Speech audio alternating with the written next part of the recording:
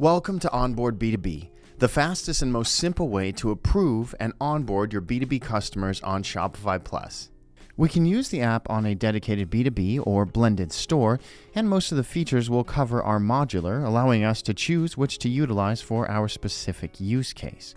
Now, when we first open the app, we'll be on the dashboard where all the navigation will take place. Additionally, don't miss our Help tab and our Support widget.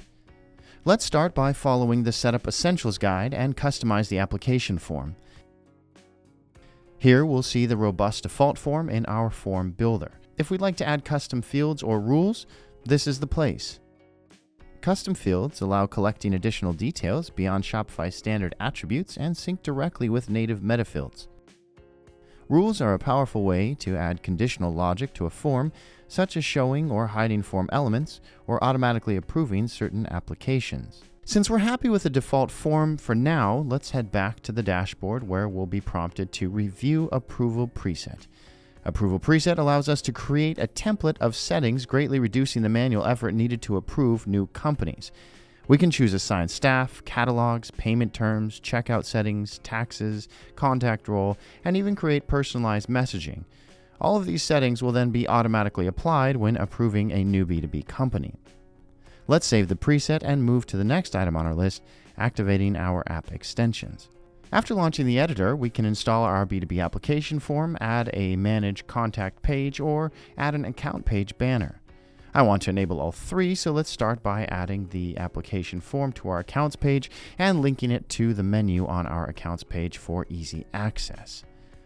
We can use the editor to preview the app extensions we've added.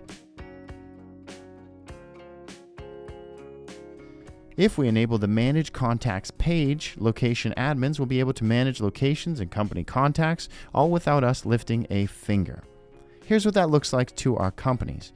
Whenever an approved B2B customer with the location admin role logs into our site, they can go to their account portal and input new team members, create new company locations, and more.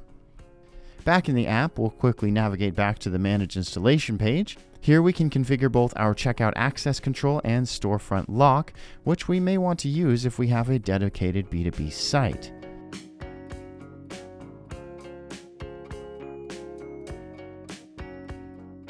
Once completed, there's a helpful card to alert us to the status. Now it's time to test the app by acting like a customer and seeing if our registration form is performing as intended. Let's open up our online store, log in, and now we're going to fill out the application form.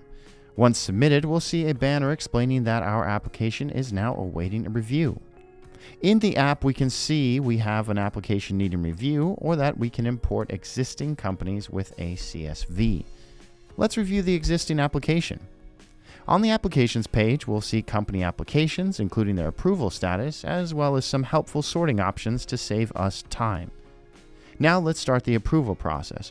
More actions is where we'll be able to reject or delete an application, but let's approve this company.